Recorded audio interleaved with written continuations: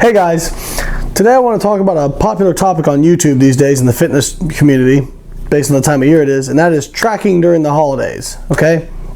You have a lot of different opinions. Some people say, YOLO, you shouldn't track, don't worry about it, it's stupid, you're going to miss out in life, etc., etc. And other people will say, no, if you're going to stay on your goals, you need to track, otherwise you're going to blow up and become a beluga whale. So is that even a type of whale? I'm not sure. So I think first of all, it depends on what your short and long-term goals are. Obviously, if there is a competition on the horizon, that is going to restrict the level of freedom you're going to have. Freedom. Sorry, I love the word freedom. USA. As long as you're going to be pursuing those goals, you're going to have a certain level of restriction, okay? Now, how close they are away, if we're talking about something that's going to be in May, how, dead spot on your macros do you have to be? That's, probably not. You probably can get away with a couple of untracked days or untracked meals. If we're talking about December or January, you're going to have much less freedom. Okay, and so that is the first consideration. The second consideration is your long-term goals, okay, and being conducive towards those. So, and then the third thing is, how much do you value the eating part of the social aspect of the holidays, okay? Me personally, I don't feel the need, and I'm not judging people who do, okay, this is just me. I don't feel the need to go crazy on Thanksgiving. I don't feel the need to go crazy on Christmas. I eat the foods I want to eat. I eat till I feel physically full. I do my best at guesstimating, and I move on. And most times, I maintain my weight just fine throughout the holidays. Or if I'm gaining, I'll keep gaining at the same rate. Or if I'm losing, I'll keep losing at the same rate. My personal value is I'm not usually competing in spring in bodybuilding. I've only dieted through the holidays once. It was a miserable experience. But I want to spend the time with my family and friends. I don't want to have to worry about taking a food scale and doing all those sorts of things. However, I am still eating mindfully. And so mindfulness has a few different things attached to it. So when I say mindful, I'm looking at, okay, I'm having turkey, I'm having pecan pie, I'm having pumpkin pie, I'm having stuffing, and I'm having, biscuits or whatever it is. And then I'm looking at that and I'm estimating the portion size, and I'm going to do my best to guesstimate where my protein, carb, and fat targets lie. And you know what? I'm going to get it wrong. I see so many people feel like there's no value in tracking whatsoever if they can't be 100% dead on. That is stupid. That is and listen, we've all been there. I've been there. I've been where I went into fuck it mode, okay? But keep in mind that most of these things aren't going to hurt you unless you YOLO it. YOLO! You're only lean once. So it's very important to, now, if your value is, say, I don't want to track, I love Thanksgiving, I want to eat as much food as I want. Fine, that is fine, by all means do that. But you better go in with both eyes open, so if you wake up 5 pounds heavier the next day, you're not.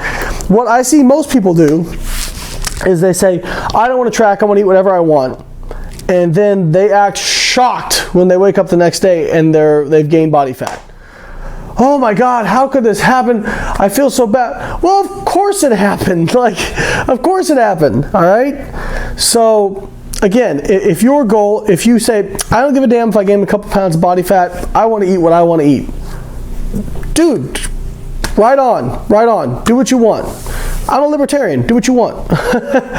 But if you tell me your goal is, I want to maintain my leanness and enjoy myself during the holidays, as you start adding more things in terms of what you want to do, now you're going to have to start putting more confines and restrictions on what you're doing, okay?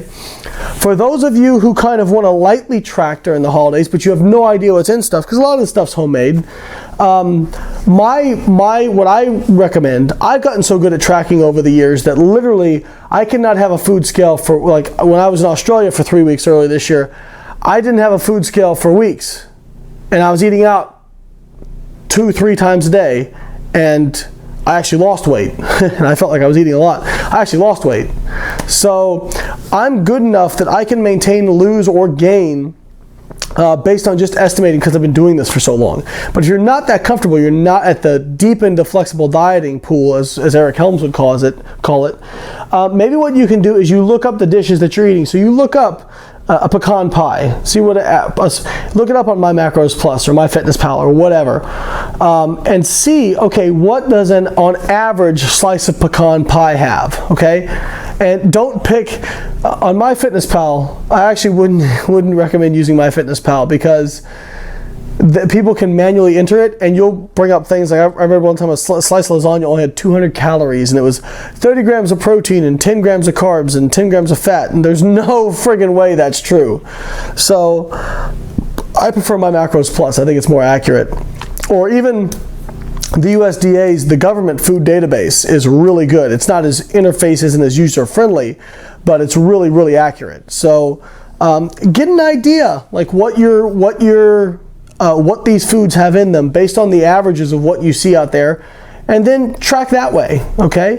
And yes, you're going to be off, but being off by 100 or 200 calories doesn't screw you up, as opposed to just going into fuck it mode, okay? Now again, if you want to go into fuck it mode, if that's your thing, and you love to go crazy on the holidays, and you don't want to track, and you don't care about anything, you just want to have that side-splitting lay on the floor, I feel disgusting and gross, and you love that, cool. And I'm being honest, like, cool, do that.